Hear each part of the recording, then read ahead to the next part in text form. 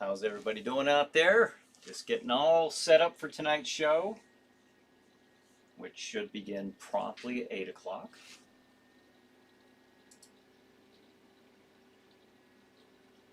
That's the plan anyways. So let's see here.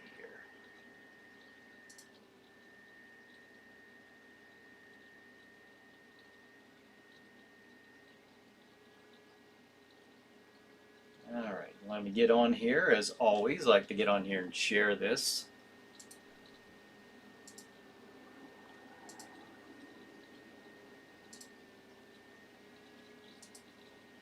Share it to Chiller Chats page. Hey, that's an idea, huh? And let's see. Give it to the Harrisville Haunted House. Give them something to do tonight. Since I haven't been very active at all this year, but yeah, we'll be back next year. Let's see here.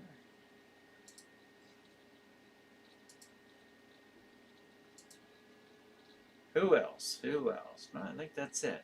I think that's it. And then we'll share it to the onto my personal Facebook page. And we'll begin. Now look at that. We got like a minute left. I'm getting better and better at this. And we'll share it to the Chiller Night Facebook group page.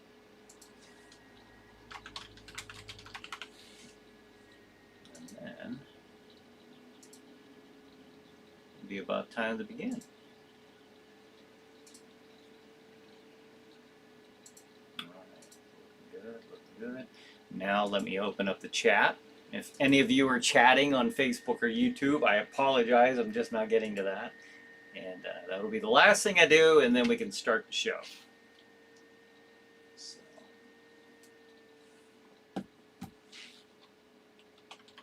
Roger says good evening. Hey, Roger, thanks for joining us.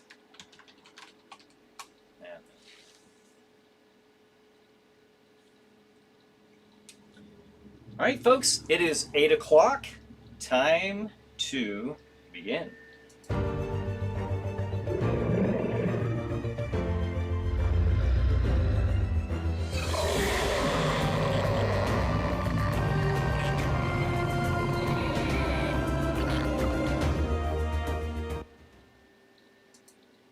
Hey everybody, this is Brian Hogue. Welcome to Chiller Chat. Tonight we have a special Halloween episode. We're going to be talking with Brian Seach, and we'll be talking about things that go bump in the night and cause terror and fright, perhaps.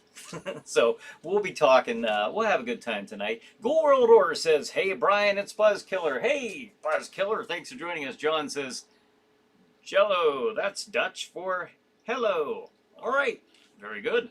Ghoul World Order says, happy Halloween. Well, happy Halloween. You'll notice behind me, my jack-o'-lantern is not lit. It's not that I'm feeling unfestive.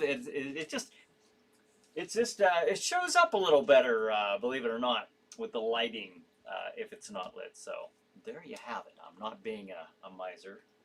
Never for this particular holiday. Okay, so with that, let's get Brian on board here. All right, Brian, how's it going? Can you hear me? Yes. Can you hear me, Brian? Yes, I can. Well, how are you doing tonight? Good. Happy Halloween to you. Well, happy Halloween to you as well. And wow, I tell you what, you are a very regular guest here, and I very much appreciate it. Oh, I enjoy being on anytime.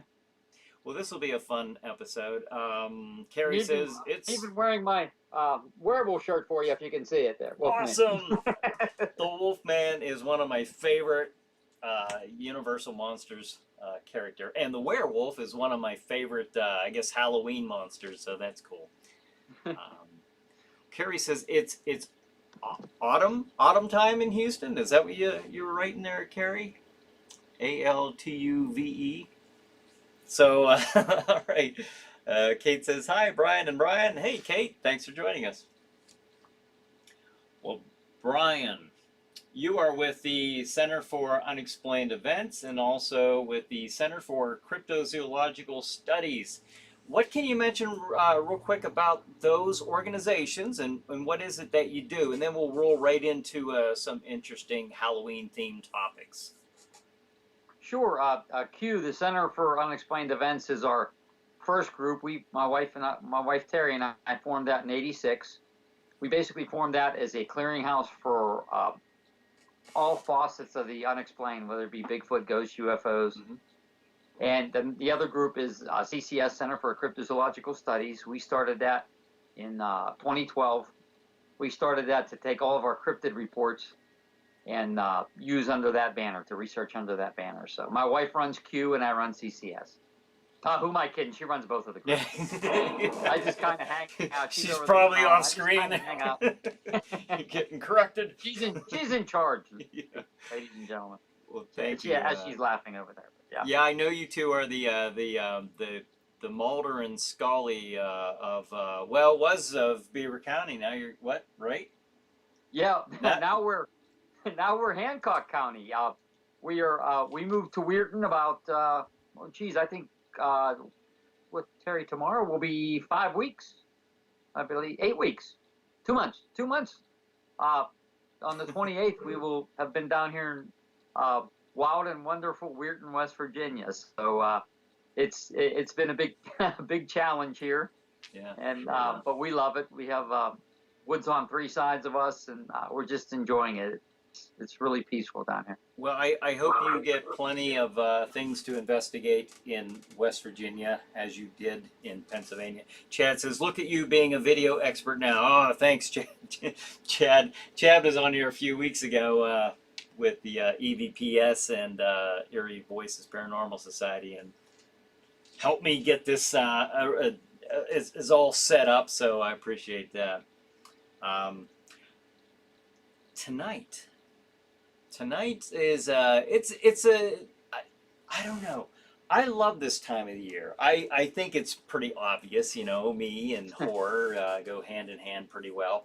And but there is something about Halloween, and I thought we may take a few minutes just to discuss maybe the origins of Halloween and maybe even some favorite traditions you might have had. There's no really official format to tonight's topics, and the viewers, if you want to interact as well, please do. But I do think it's interesting how we have what we have now from the origins of Halloween, which originated so many years ago with Samhain and All Hallows Eve and so forth. But I don't know. You have any thoughts on that, on the on Halloween, the origins? Is there anything that you know about that? Well, basically, like you said about it was an ancient from the Celtics, Samhain, and it's actually like spelled out Samhain. I was teasing my wife. She says, no, it's Samhain. Yeah, so it looks right. like it says Samhain, right? But they would light bonfires and wear costumes to ward off the evil spirits. Mm-hmm. And later on, they had All Saints Day on November 1st, and then the night before, which would be then it was All Hallows Eve, and then they changed it to Halloween. Right. So it's anyone who's into horror, like I am, obviously you, my wife, or is any kind of investigator of the strange or the paranormal. October, we call it our whole Super Bowl month, right? Because that's when we do a lot of our presentations around Halloween. We do talks. People contact us, and we'll go on shows and things like that. So October is always really busy for us, and it's just It's a fun time of year. Like I said, it's kind of like the Super Bowl month of all paranormal researchers. Right. Yeah, Gold World Order says Samhain, pronounced Samhain, like we just stated, the ancient Irish pagan festival. Right.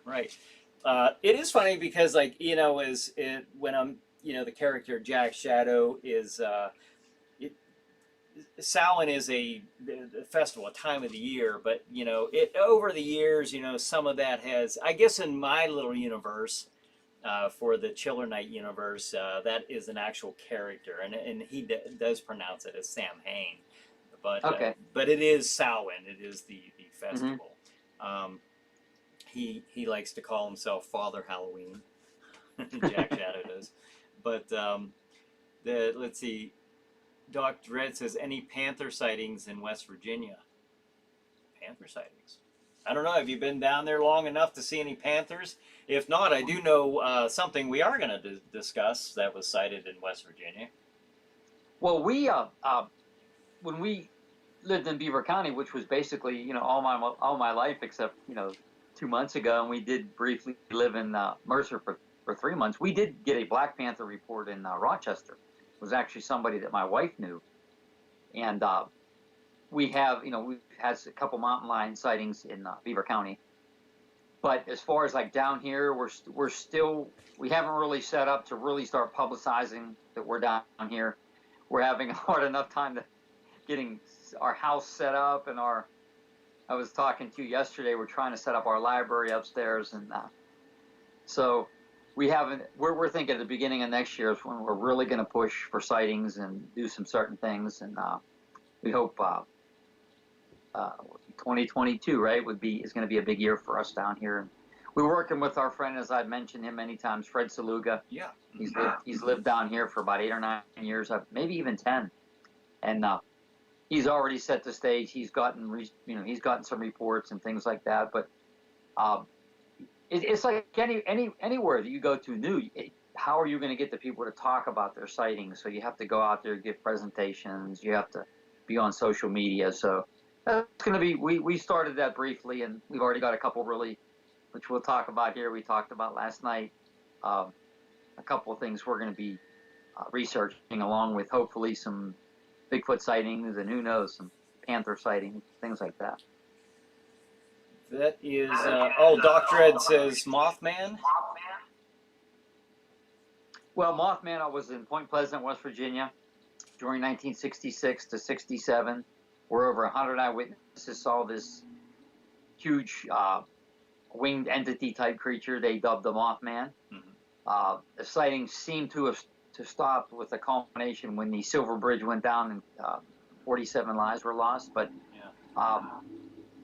Fred also, talking about Fred, he did receive one kind of Mothman. We call them winged entity type sightings. This was about 5 years ago, or maybe 6 years ago, here in this county. So we hope, to research some more. So it's just a matter of time. We're just a big kickoff here, I guess. Yeah. Carrie says, good old Fred. Fred's, I'm supposed to have him on Chiller Chat as well, but I just haven't got to it yet. But I wanted to wait until I either got this or the Roku channel up and running. So now I have this capability. Now, okay, you're in West Virginia. Let's talk about some things that are out of the ordinary on this fine Halloween-themed night. Some things that might frighten people if they were to see this type of thing. But, well, first of all, we mentioned the shimmering entity at Raccoon State Park. Now, is that am I getting that right? Yeah, that was one of the sightings that we got. Basically, when we got down here, basically just a quick story on that is we received a report that actually happened at the end of August, and we received it pretty much almost right when we got down here. And basically, a gentleman was fishing in Raccoon Creek State Park, and he was fishing in the lake. And where is that at? I'm sorry to interrupt. This is in Beaver County. Sorry. This is Raccoon Beaver County State Park in Beaver County. Okay. So he's fishing, and he catches movement out of the side of his eye, and he looks down the hill, and there's like a little creek down the hill beside the lake. And he sees what he describes as a shimmer, and basically, he called it most people should know the movie Predator, with Arnold Schwarzenegger. Mm-hmm. That creature was an alien type creature. Okay. It had an outline, but you could see through it. You could see the woods through it, but you saw the outline of the creature. Well, this guy claims he saw an outline of some kind of entity, a large bipedal wide entity, walking by the creek near the woods. Now he says he saw kind of like the outline. It looked like the outline was shimmering somewhat, but you could see through it. You could see the trees. You could see through it onto the other side. Huh. So he knew it has some kind of a form because he kind of saw the outline. But it did walk, and as it was walking, he said it did turn at one point and briefly looked at him, and he saw two yellow eyes. Wow. And then it turned away, and then it walked towards the forest, and he lost sight of it. So now this is a thing I've been looking up a little bit. I know you've probably heard of David Pilates and his 411 books, Mm-hmm. where his missing 411 books. Well, there's one missing 411 hunters, and in that book, there is a report from Lima, Ohio, from an eyewitness whose husband is actually in MUFON as a forensic investigator, like a film. Bruce Maccabee actually is with. And I'm not giving away any names. You can look in his book and see this, so I'm not giving away anything. Right. But basically, she was out. She was archery hunting. I believe it was at the end of September, and this was probably 3 or 4, maybe 4 or 5 years ago. I'm not exactly sure of the time frame. She saw one of these shimmering predator-like entities as she was up in a tree. She claimed it went like jumped from tree to tree, and she saw, and she did take a picture of it. The picture almost looks like it shows like something with hair, and it's, if you would go look in the book, or you could actually even look it up, but to find the picture. And again, there are more reports coming out now, and we call them shimmering type predator entities. We like to throw the word predator in there because people automatically get an idea of what. I'm not saying it's alien. I'm not saying it's Bigfoot. Well, you said it had hair, right? The outline of hair. Was it dreadlocks by any chance? No, it wasn't. No, not with her. She just, I mean, she actually just saw like the outline of the creature like this guy did. But the guy, that I talked to, it did turn, and it had yellow eyes. So wow. Again, I was it a Bigfoot? I don't know. Was it a dog man? I mean, I don't know. Doc says, "Is Shimmerman a dimensional traveler?" That's a good guess. Yeah, Anybody's we guess. don't exactly. We don't know what these things are, and it's something new that we're going to be. We have not gone out to Raccoon Creek State Park with the gentleman yet. Mm-hmm. Again, these last 2 months have been extremely busy with us moving and with work. Yeah. So once things settle down a little bit, maybe in a couple of weeks, we want to get out there and get some pictures of the area and see if we can. And I'm sure we're not going to find any physical evidence because that was in August. But. Yeah. And there's a lot of participation, a lot of great comments. I appreciate everybody doing that. I might not be able to get to your comments, and if I don't, I apologize. But we're going to do our best. Lots to talk about tonight. But that's a neat one because I've never heard of anything like that. Well, I've heard of of course we Bigfoot, or the variation of the different bipedal, hairy creatures. Mm-hmm. Heard of all kinds of different chupacabra or something. But this, I don't even know what to call this. Like you say, shimmering entity. I guess that's. And even like when we researched some of the flying entities, like the gentleman mentioned, Mothman, we call those winged entities, basically, because we don't really. Some people call them winged humanoids. We call them winged entities because we just don't know. Like in Chikora, and you know all about the Chikora gargoyle. I was just going to bring that up. Daniel Hagman was on here talking about Chikora gargoyle. Yeah. And again, a lot of these things we're just slapping terms on them because we don't know exactly. What they are. We're hoping by our terms it can at least give somebody a general idea what these things may or may not look like. Wow, that's well, I can't wait to see what you come up with that. I hope you get some more information on that one. That sounds. Well, we can let you know. I can definitely let you know on that. That sounds pretty interesting. Another thing we were going to talk about. I want to make sure that Oh, Gold World Order said, my buddy and I hike at Raccoon Creek State Park. We're going to have to go look for this shimmering entity. Oh, if you do, get some, I don't know, it'd be neat to get some footage, some video footage of that. Yeah, it is and it's something new that we're actually going to be researching too. Just very new in the process, and it's something it's going to have to evolve over time. Yeah, if you could catch, apparently there is. I've heard if you go on YouTube and type thing in, there's one or two videos of something that mirrors that. Oh yeah. So anyone that's you can just type. I think I don't know if you type in predator-like entity. I forget what you type in. There's a lot of stuff on YouTube. Whether it's true or not, I can't say for sure. Yeah. Because there are a lot of hoaxes and people like to with some software and things like that. They want their views. Yeah. To manipulate. But there was also another report that it happened several years back from a gentleman we know in MUFON who claims that there was a report given to him of almost like a visible Bigfoot type creature up in Allegheny County. This was some years back, but it's another one we have to follow up with him on and to try to get all of the info. So there is a little bit more. I think people are starting to come out now. I mean, even with these Dogman type sightings, Terry, I, and Fred start researching the phenomenon in 2007, and no one even really touched it for till about 2010 or 12 around here. Now there's been a lot more sightings and people are coming out with it.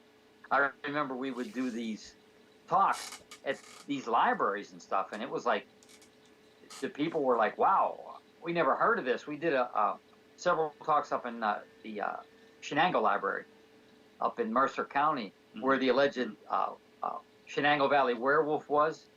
And for the first two that we did, they were packed. They were packed. People were starting to talk. Hey, we saw something that looks like this werewolf. And then the other one was the Wolf Boy, which they got made into Monsters and Mysteries. It was an episode that we were able to do. So we figured that, though, was not a werewolf boy. That was a boy with hypertrichosis who had some malformities in his hands. He had a red eye, an eye condition. Yeah. Because the same boy was actually seen up in Erie later on, and they gave me the address of the house and everything, and they said that he was down in the basement. They had bars on the basement, and also there was a red light always on because he had an eye condition, and it just matches up, so the times and everything like that. So yeah, we kind of think that's what that particular thing was. The one that looked like a werewolf about 7 or 8 feet tall, I can't understand. I can't. We're not supposed to have giant wolves. We're not supposed to have giant apes walking through the woods. But people are seeing them. I guess out of all of that stuff, the cryptozoological reports, that one's probably my. I guess sparks my interest the most, just because of my fascination with werewolves, and I know they're not supposed to be the same thing. Yeah. But it's close enough, Yeah. for me. Because you're talking about some. Well, I mean, are they not reported to be a bipedal entity, wolf-like creature, or dog-like creature? The very first one that we did, our friend Jody Cook set us up with the witness. It was in 2007. It happened in Cuyahoga Falls, Ohio. And a lady was driving home at night, and we got to meet her, interview her. She took us to the exact spot that it happened. And it would probably I think it happened in 2005, maybe a year or two before that. So she's driving home late at night, and her headlights catch this creature that is on 2 feet. And she says it crossed the road. She caught it in her headlights. She said it had patches of skin and fur. It had, you saw skin and you saw patches of fur. She says, I'm telling you, it looked like the werewolf in the American Werewolf in London. And you guys probably all saw that, and I love that movie. Yeah. She said that's what it looked like. She said it looked like a werewolf that was like, it was almost like it was morphing or changing as it ran across the road. And it ran, which is interesting. it ran towards a huge power substation. Now, when I believe I had talked to you before about some of our sightings we're getting. These creatures are either running into or close, or there's some kind of a electrical storm or whatever. And these creatures seem to occur. So, is this some type of an interdimensional creature that needs some kind of an energy to manifest, or however you want to say it, appear, pop in? Yeah. Yeah, is And that then I power don't know source for the sure. catalyst of what can open that veil in between those dimensions?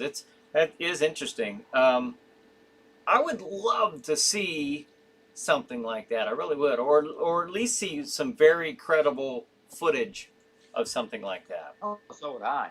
So would I. That would be interesting. And when you talk to the eyewitnesses, they all kind of say the same thing. I'm like, you know what? I know you're not gonna believe this. This thing, and they almost all say the same thing.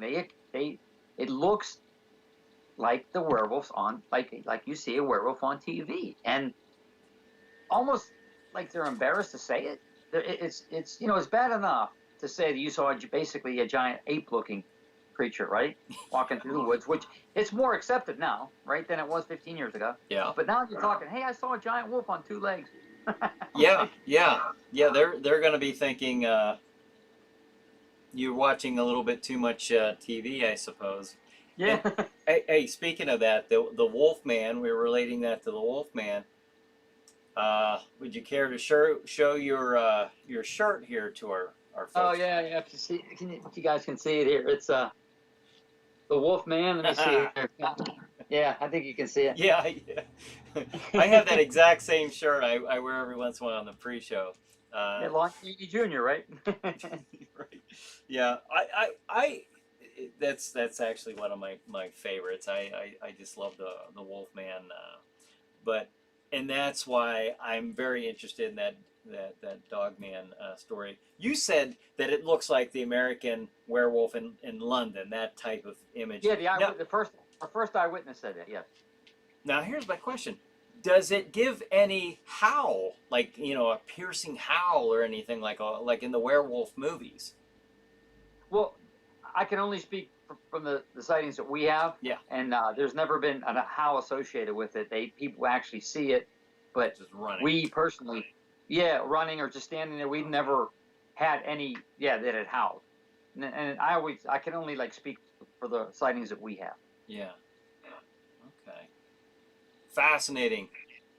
I would just love it. It doesn't, and it really, I'll be the first to say, who's ever listening, it doesn't make sense. I mean, it does not make sense unless it is, maybe if it could be some kind of creature that pops in and out somehow. Yeah. We don't know. Yeah. Same with some of these gargoyles / winged entities. There's just there's so many things that out there, and so many different creatures that sometimes it's mind-boggling. If they were all physical flesh and blood entities and in the woods, they would be out, they'd all be out in the woods having a card party or all meeting up, and I just don't think it could happen. Don't you think, though, that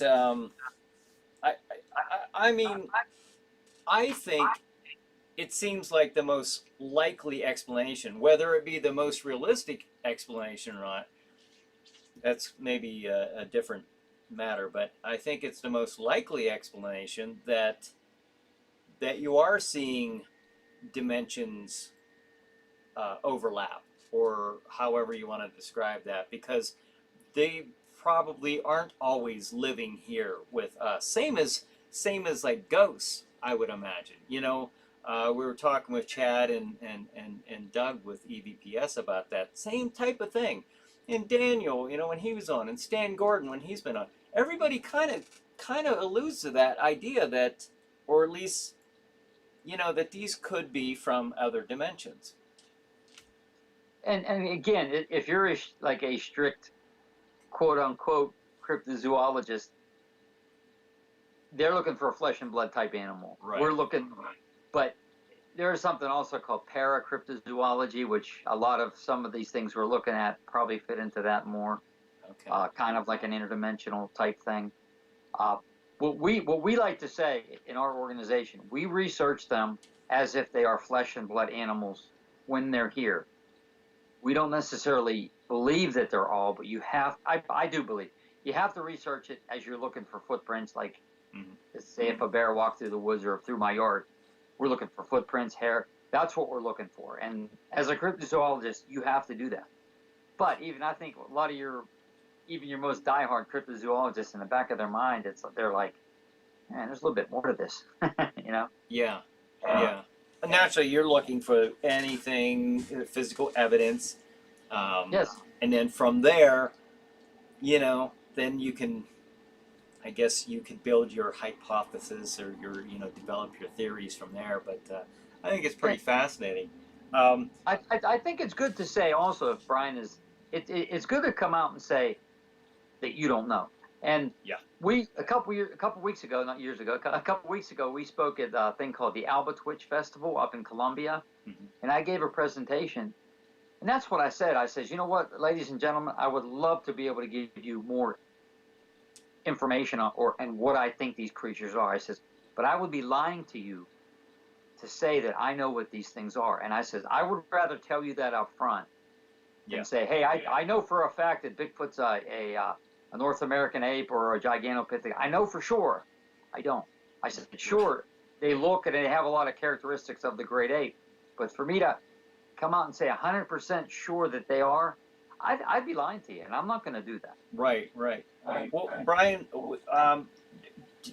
we're at the bottom of this episode. Can you stick around a little longer? We'll do a part. We'll do a two-part. I'm having fun, Brian. Yes, Okay, I can. awesome. I'm going to put your information up so we have it at the tail end of this this episode.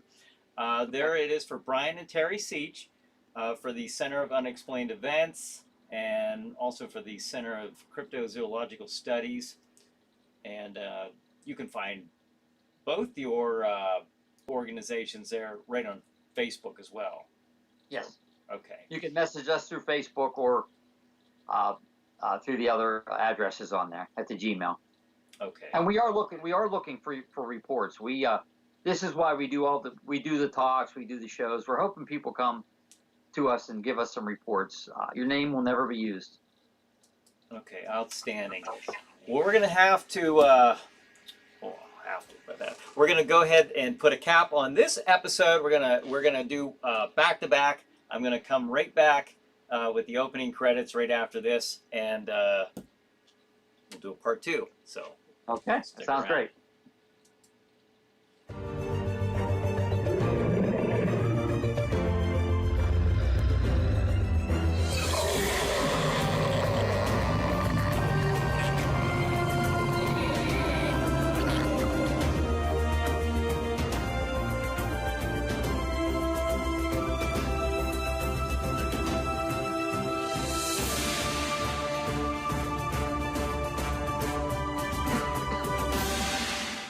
How many times do I have to tell you, just because something isn't good doesn't mean it's bad? Oh, jeez.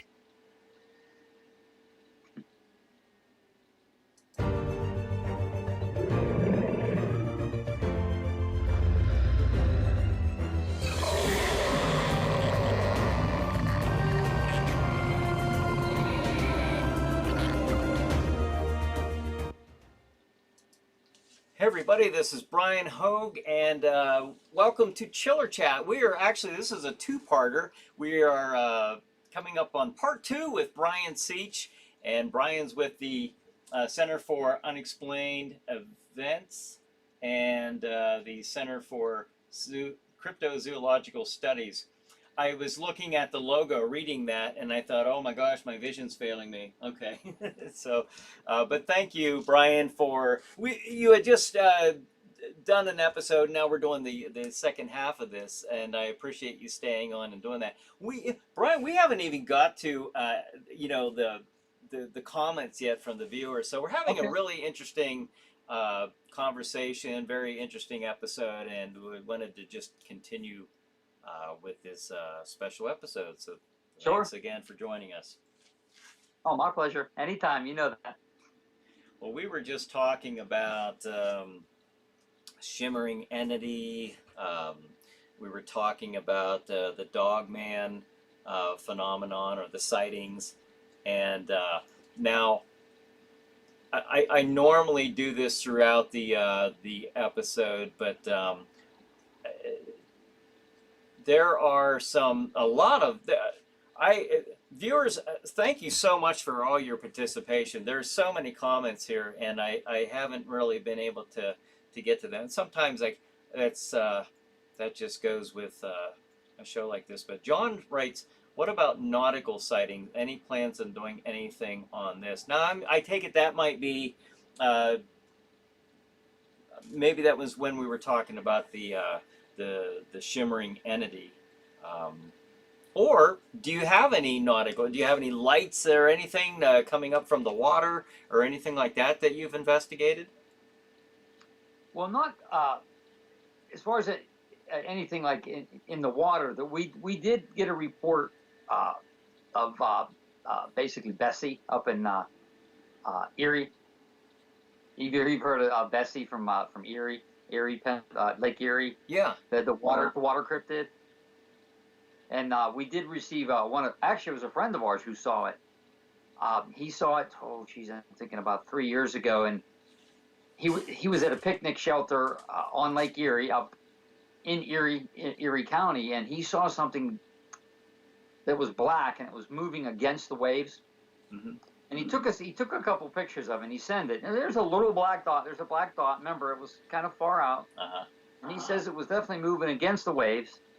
And there has been sightings of Bessie, or South Bay Bessie, as they call it, in Lake Erie. What it is, giant serpent or a snake, I'm not sure. But that's as far as water cryptids is all that we have. Now we do in PA, we had Raystown Ray, which is kind of more like a local legend in Raystown Lake, because that was a man-made lake, and people claim they seen, again, was that a giant eel or a snake or something, but then it evolved into Raystown Ray, and there have been alleged sightings of it. So is it real? I don't know. It makes for a nice, good story too. We always wanted to go up there, Terry and I, just to check it out. We will get up there.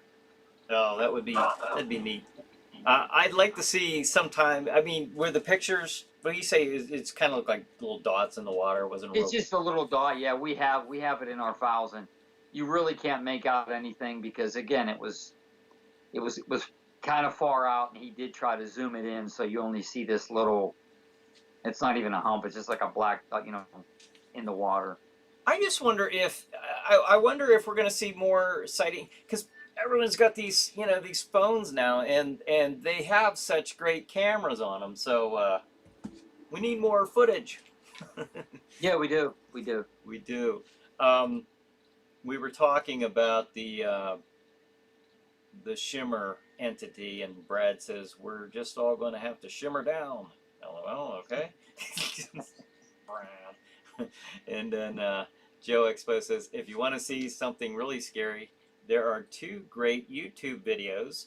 One is Saudi Arabian police encounter witch, and two, Ghost in the Office. Both will do the trick for you.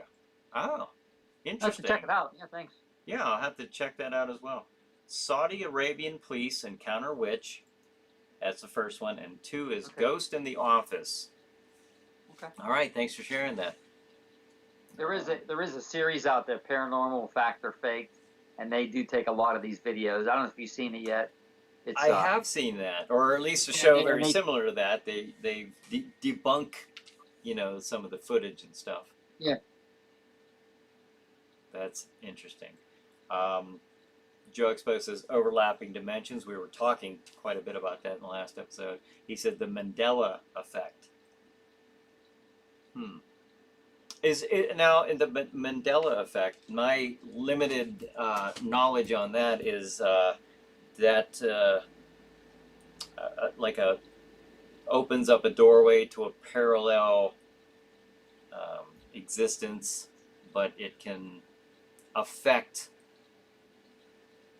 the here and now. And yeah, some of the some of the. Oh, I'm sorry.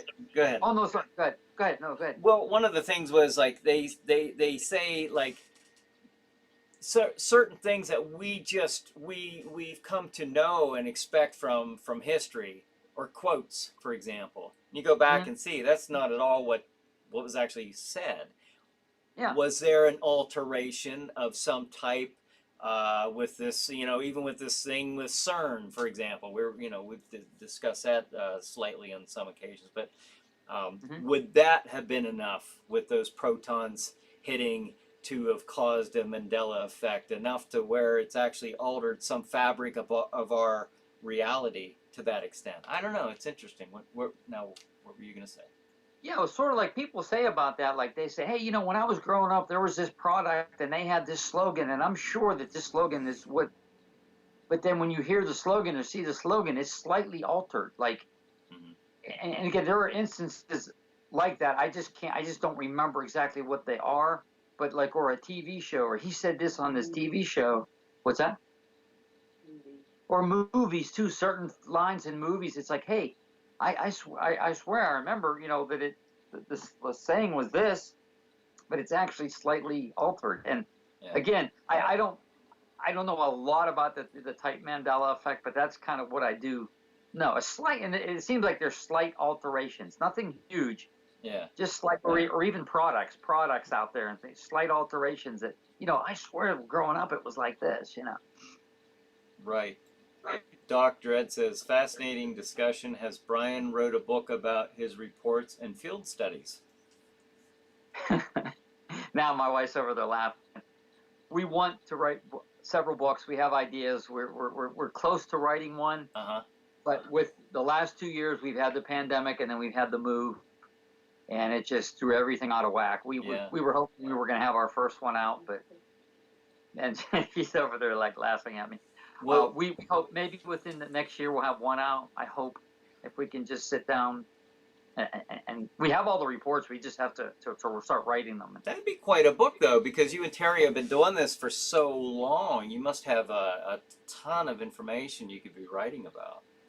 And we also have like a lot of information from newspaper articles, and because like we've told you, that our main source, when we had, when the groups were newer, and even up to present day, as we're collecting newspaper articles, old magazines, stuff that you can't find. We have researchers giving us old things that you can't find anymore. And I think, like, for a lot of the newer researchers coming up, not everything is on the internet, guys. Especially a lot of this Fortean material and the old stuff, you can't find it. I have stuff like in our articles, in our files that I have it, and people say, wow, that's rare. I'm like, well, that's because that was given to us by, say, Dr. Paul Johnson, who's been researching since like the late 60s. Okay. So when you have things like that, a lot of times that stuff tends to get lost, and it's not scanned and put on the internet for everybody. So that's another thing that we have that we would kind of like to start getting out there too. And speaking of newspaper articles, you shared one with me. I'll put this up, and this one is about an investigation, or a creature they call Bashful Billy, correct? Yeah. Yes. And that's the actual newspaper article. Basically, the gist of that is it happened. September 15th, 52 in Wheeling, where an alleged, and again, I want to say alleged, saucer might have crashed, and there may have been a burnt alien body. What I'd like to say about that, right now, Fred Saluga has been researching this for years down here, and he's trying to get more people to talk or to learn about it. It's a very, for us personally, like Terry and I, this is literally just weeks in on this, just trying to get this. So we don't have a lot of information on it, other than allegedly in Wheeling in the 50s, a couple days after the Flatwoods Monster, and people have heard about the Flatwoods Monster. Okay. There was like a streak of light in the sky, and people claim it. And what happened in the Vineyard Hill housing development near Ogle Bay. And if people know around Wheeling where Ogle Bay Park is, they have a huge Christmas light display every year. And a lot of people down here know it's like one of the biggest around here. And we actually received a Bigfoot report from Ogle Bay years back, but that's something different. So again, we're trying to, allegedly there was a woman burned, maybe a police officer that was burned, but the police down there laughed at it. They kind of said, oh, it was a joke, and they said, the chief said, or the Intelligencer, which is the newspaper down there. It says, Bashful Billy supposedly vanished without pausing to light one cigarette with his fiery breath. It says, overall, the lack of witnesses and less than serious tone taken by the police and news reporters destined this story to the mostly forgotten chapters of Wheeling lore. Now, again, is it just folklore? Did something, maybe something did crash, maybe a plane, something, all of a sudden somebody did get hurt or burned or killed. Then the tall tales, take over, and maybe it was just, maybe it was nothing. We're going to do our best to try to inquire on it and do more investigations. Again, it's 1952, though, so I don't know how many actual eyewitnesses would even be left, or how old they would be. There's failing memory. I know my memory is failing more than it did too. So it's something we're going to try to look into, and I don't know how successful we'll be, but we'll give it a shot. So, okay, that's different. Bashful Billy. Why do they call it Bashful Billy? Let me ask you that before I get to my other question. I think it was just a name of okay, it disappeared fast. Hey, he's bashful. Okay, all right. Yeah, Bashful it was just. Bigfoot. I think it was just kind of like a derogatory thing, just to really downplay it. If now, here's the thing: the reverse being true. What if there was some truth to this? Mhm. And it's more. Was there a cover up too? Again, you got to kind of watch it. There's a fine line between, lore and folklore and actual truth sometimes. And like for us, where we used to live in Beaver County, I'll give you a quick example. We had the Legend of the Green Man. They called him Charlie No Face, and he was a real person. Okay. Raymond Robertson used to walk along in Darlington, and he was horribly disfigured when he was youth. He touched a high tension line. He was, his horribly disfigured face. He almost died, but then it became the Green Man. Then it was up in Pittsburgh, Green Man Tunnel. He was here, but he was the legend was based on a true person, a true account. So could this Bashful Billy be somewhat like that?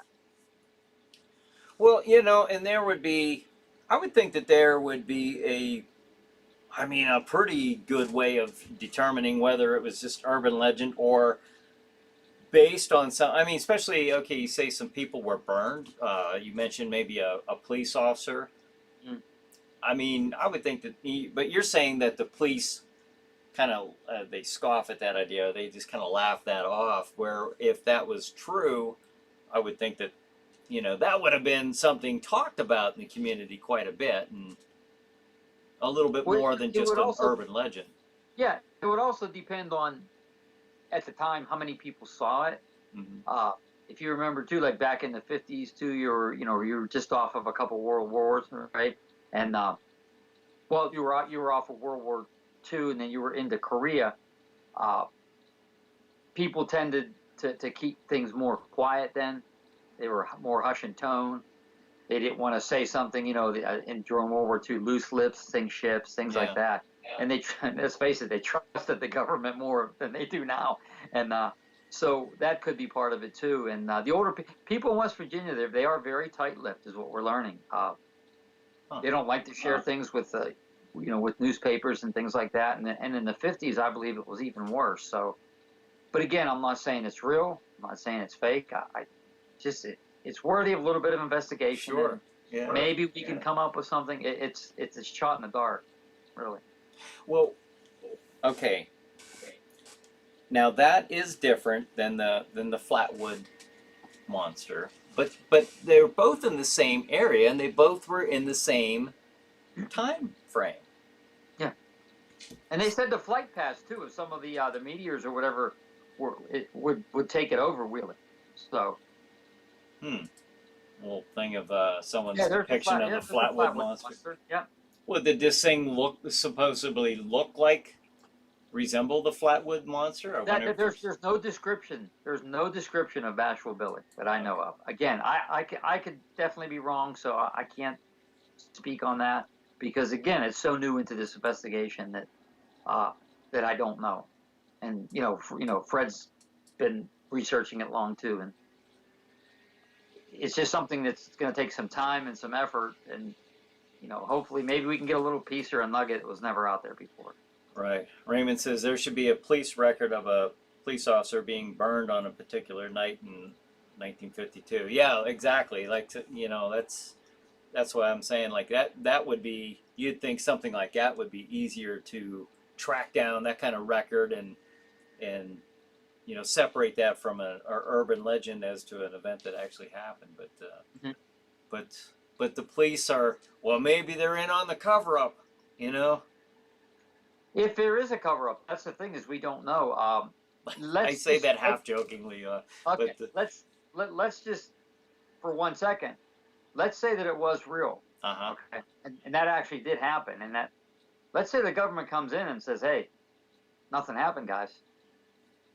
At the time, you got to figure at the time, you listen to the government more. It was after the World War II and during Korea, it wasn't quite the 60s yet, which then people started to be more anti-government. So you have to put it in the time frame context too. Well, that brought up memories of the Kecksburg incident. Yes. That's a very similar type of thing where a community basically witnessed this, or at least maybe not the fall itself, but the government coming in, the army coming in and extracting this thing out of the woods, and nothing happened. Yeah, or I believe, possibly with the Kecksburg, it was probably something terrestrial. I don't think that it was an extraterrestrial craft. That's just my just my take on it. But it seems from all the reports that something fell and they retrieved it. Could have been Soviet or something. Or one of ours. Again, I'm no expert on Kecksburg. You'd have to talk to Stan or Stan, else. right? Yeah. Had a Ghoul World Order said, my co-host told me that they saw some kind of red-eyed creature on the side of the road on their way back from filming at my place, walking on 4 legs with black fur. Oh, wow. That sounds interesting. Well, if they'd want to contact me, I'd love to talk with them. If you help them, Yeah. I would speak with them on it, yes. And we'll be putting up Brian and Terry's contact information here actually shortly. We don't have too much to go on this one either, this part 2. That's how quick they go. Okay, now, we were talking about Bashful Billy. We've, somewhat touched on that Flatwood Monster. The Beast of Bell Hill. That was something else that you had mentioned. The Beast of Bell Hill. Now, what is that? And does that tie in, first of all, with any of these? Is this something completely No, this is different? This is a separate incident. Basically, it's Bell Hill Road, it's in Hancock County. It's actually not very far from us, maybe 10 minutes. In West Virginia. Okay. Yeah. So allegedly during the 80s, late 80s, there was a series of basically there was cattle mutilations. There was animals start go missing, like cats, dogs. Things were starting to get tore up. So I don't want to say possibly legend. People were saying, okay, they were trying to say what it was, and what came up a couple times was it a big cat? Was it a mountain lion? Was it a black panther? In one of the stories, allegedly there was part of a cow that was found up in a tree. Now, mountain lions will take their kill up into a tree. Mm-hmm. So was this a mountain lion killing all of these creatures, or these animals actually? Or some people said, hey, no, it was Bigfoot. Was there a Bigfoot there? Hancock County is very close to Washington County and Beaver County, which there's been numerous sightings of Bigfoot in those counties. So again, it's another one of these things that we're going to be looking into. And Fred's already been looking into it. And he's had some people start to talk, and then they say, oh, I don't want to talk anymore, or go see this person. So we're going to try to hit that through social media some more too. So again, these are 2 very new cases that for us that we're going to be looking into, and it's kind of exciting because we're in a whole new different area. We're close to a Tomlinson Run State Park, which allegedly has had Bigfoot sightings. Beaver Creek, which we've had more things happen in Beaver Creek with Bigfoot than anywhere else. So we're kind of like right in that 3-state corner here, because we live in Hancock. Below us is Brooke County, and then is Ohio County after that. Those are the 3 counties, and it makes up the Northern Panhandle. So those are the 3 counties which I'm starting to look things up, and I'm not finding anything. So this is going to take all of our research skills to try to pull out some things that have happened in those counties. So we'll eventually get some information, but it might take a little while. It might take a little while, because if people are tight-lipped and you're new in that area, unless you have somebody with you that is known in the area, I'm guessing. I don't know. I mean, how would you go about that? You're just going in cold? Yeah. We're going in cold, but we have Fred. Fred is known in this area. I mean, they know him down here. They really do. And maybe like with us coming in and rebringing everything in, maybe they'll talk more. I'm not sure, but we're going to give it a good effort, if nothing else. So. The Beast of Bell Hill. Now, you were telling of some of the things that they found. What about sighting-wise? Did you say that they had sightings of this thing to give it? I mean, were there some eyewitness description of this thing? The only eyewitness thing is somebody I did post on a historical site down here, which they're actually having some ghost. This Sunday they're having a ghost tour, like not ghost tour, ghost stories. Okay. And one of the people put, hey, we close to that area we did see a Black Panther, but it was years before the actual killings, missing animals, things like that. So again, was it a big cat? Or it seemed like something did happen on this one, and people were talking. Like one person said that something broke in to their barn and ate all the grain. So again, I don't think a cat would eat grain. Yeah, it doesn't sound like. It's funny because when I was looking something up for that, this image of a big like panther or something came up. So. I guess some people would think that it was perhaps a big cat of some type, but that's interesting. Ghoul World Order says Tomlinson Run and Beaver Creek are other hotspots for hiking. Me and my hiking buddy are always talking about cryptids and ghost sightings in that region. Mm-hmm. Tomlinson Run and Beaver Creek. Yes. Have you ever heard of anything in those areas? Or are you aware of where they are? In Tomlinson Run, somebody that Fred knew actually found a Bigfoot print there, and they casted it. So yeah. Oh wow, I'm fascinated by those prints. I've been to enough of these events and stuff. I see you guys are all set up, and I see a lot of the investigators are set up, and I've seen the plaster casts and stuff. So. But it's interesting to think that could very well have come from some kind of physical creature, And I know that we're so conditioned to like, oh, Bigfoot, Loch Ness Monster. But when you think about it, you might be holding something or seeing something right there that was actually from something that is, we don't know what in the world this is, whether it's,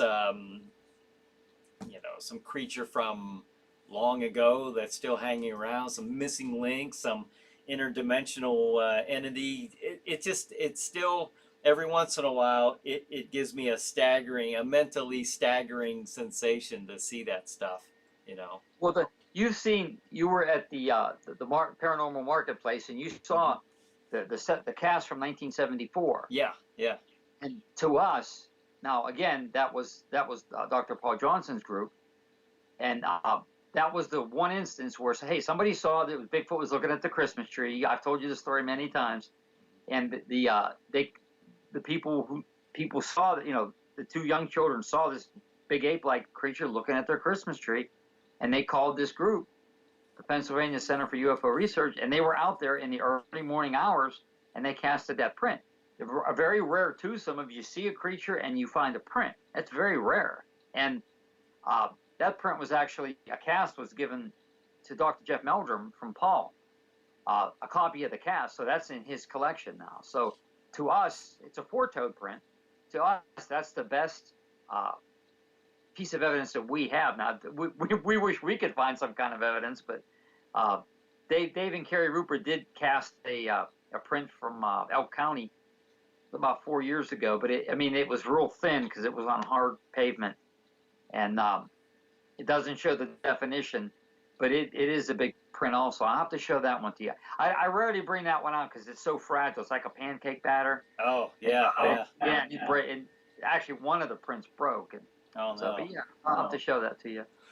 Well, I tell you what, I love talking to you and, investigators when they get on here, because this is why I made this show. This is exactly the reason, the information. I could go on and on talking about this stuff. I could talk all night. And these 2 episodes, we're at the end of the 2nd episode. So I want to put your contact information up again for you and Terry, for the Center for Unexplained Events and the Center for Cryptozoological Studies, Brian and Terry Seach, and of course you can see the information right there. You can look those organizations up also on Facebook. So,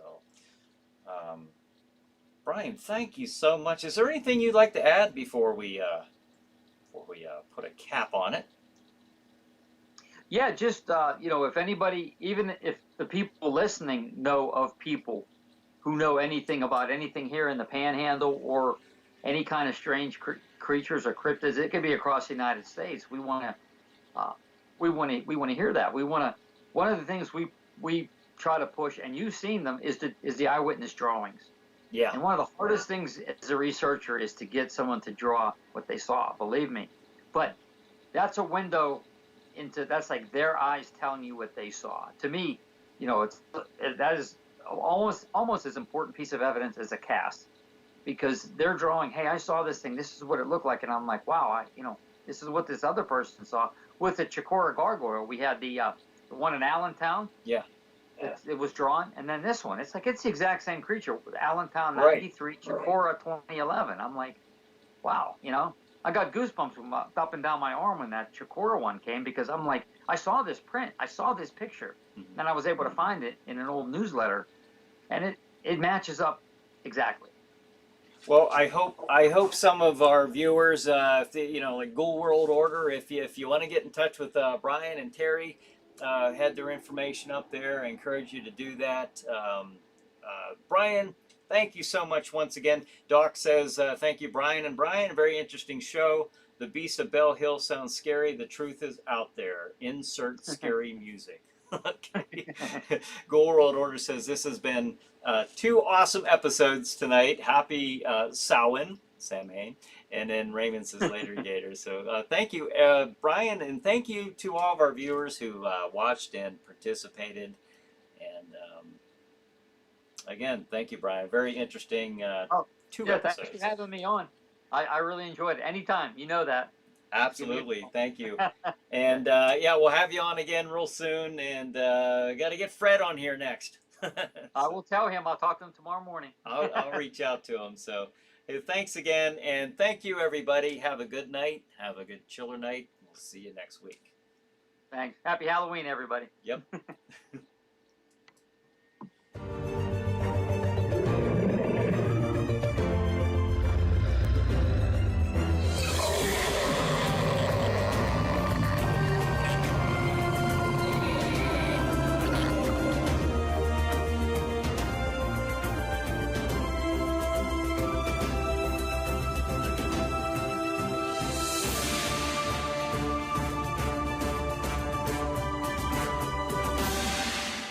How many times do I have to tell you, just because something isn't good doesn't mean it's bad? Oh, jeez.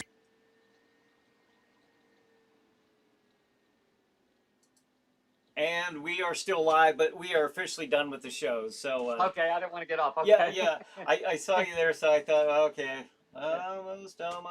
Okay. But all right, Brian. Hey, thanks again. That's I appreciate you coming on here at short notice too. At that, so Sure. thanks. No problem. You'll like Tony. You'll love Tony when you get him on too. Oh, Believe I me. know that voice, distinctive podcast voice. Yes, my yeah, man Tony. yeah. Tony. No, I know that. I was kind of catching him at probably at last minute as well. So, yeah, I'm looking forward to getting him on here and Fred, and there were some others too at the paranormal marketplace. I'm looking forward to reconnecting with them and getting them on here as well. So, Oh yeah, there's a lot of great people at the Butler Conference, and yeah. it's why we do it. That's our base of people. That's who we work with. But Leah can talk about the Mandela effect if he wants. yeah, I mean, hey, I forgot. Leah could always talk about the Mandela effect or anything else too. I keep forgetting her, and she could talk about. Well, I think you had her on about fairies before, right? I did. Yeah, I'll stop the streaming at this point, and then I'll hang up with you. But Okay. so